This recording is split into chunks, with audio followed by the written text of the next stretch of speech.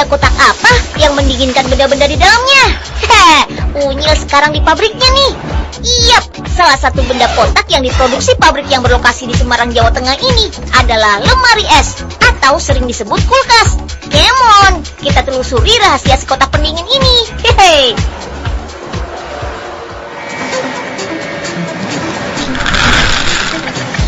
Proses pembuatan lemari es diawali pembentukan inner liner atau bodi bagian dalam yang berbahan dasar plastik. Panaskan biji plastik dengan suhu 225 derajat Celcius. Lelehan biji plastik lantas dicetak bentuk lembaran. Hehe, mirip bubur ya. Lembaran plastik yang dibuat memiliki ketebalan 2,5 mm. Tujuannya agar mampu menjaga suhu dalam lemari es tetap dingin. Hah, ada kulkas nih. Pas banget Mika cari minuman dingin.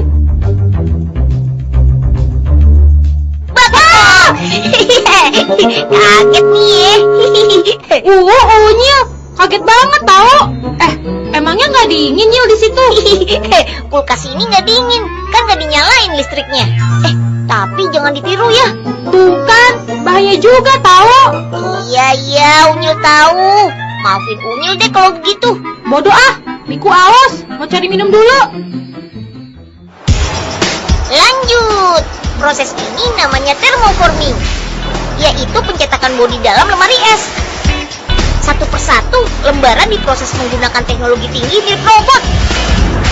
Nah, thermoforming menggunakan mold atau cetakan yang ditekan ke permukaan lembaran plastik sambil dipanaskan. Sip, sudah terlihat kan bentuknya? Hehe.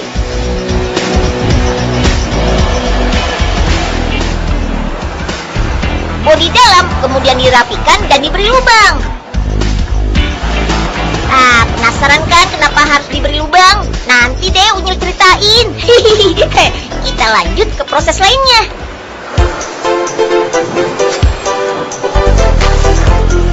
Mesin ini untuk membuat kondensor yang berfungsi menjaga lemari es agar tidak terjadi pengembunan. Nah, potong pipa baja sepanjang 12-15 meter. Kondensor pun ditekuk menyesuaikan desain lemari es. Setelah kondensor jadi, tempatkan pada panel yang telah dibuat. Sesuaikan dengan bentuk lemari esnya.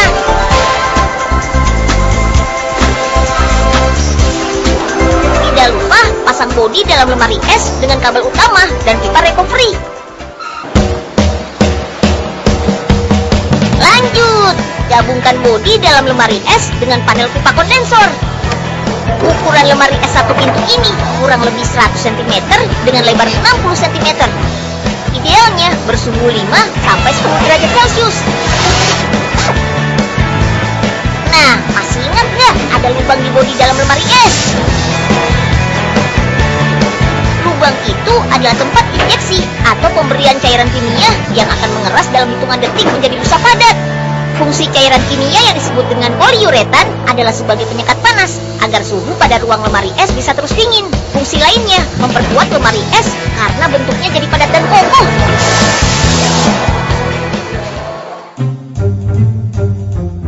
Wah, kok ada yang bikin es krim di sini?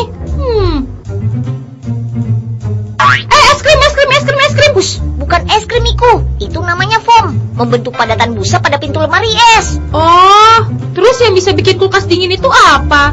Dikasih es batu ya Nyil? Hehe, mau tahu aja atau mau tahu banget? Lihat nih. Unyil mana sih? Freon masuk ke dalam kompresor dan keluar dalam bentuk uap bertekanan dan temperatur tinggi, lalu masuk ke kondensor. Nah, pada kondensor, uap diubah menjadi cairan, lalu masuk ke katup ekspansi. Di sini tekanan uap diturunkan dan berubah menjadi cair, dan masuk ke evaporator. Evaporator pun mengubahnya menjadi uap bertekanan rendah. Ini yang membuat suhu ruangan lemari es dingin. Lalu uap dingin masuk lagi ke dalam kompresor. Siklus ini terus berulang. Berikutnya, pasang aksesoris seperti kaki-kaki lemari es dan baut untuk menguatkan antar bagian. Ayo, apalagi yang harus dipasang? Tentu saja kompresornya. Jika dianalogikan tubuh manusia, kompresor sama dengan jantung yang berfungsi memompa darah ke seluruh tubuh. Nah, pada lemari es, kompresor berfungsi memompa bahan pendingin ke seluruh bagian.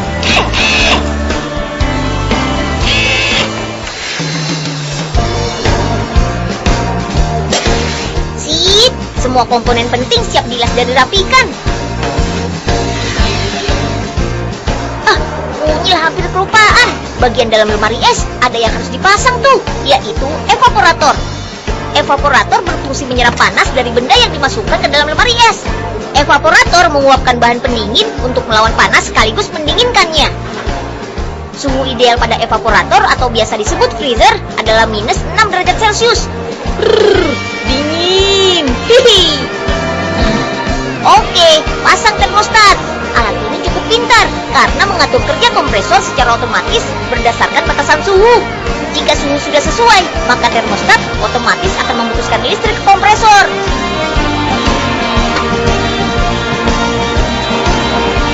Waktunya pasang pintu.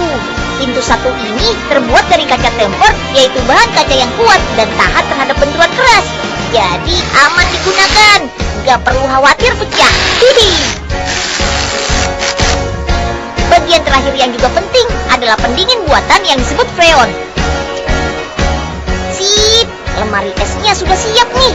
Oh iya, sebelum dipasarkan, lemari es dipilih secara acak untuk diuji ketahanannya. Di antaranya uji ketahanan transportasi, seperti hantaman pada sisi-sisi lemari es dan pintunya.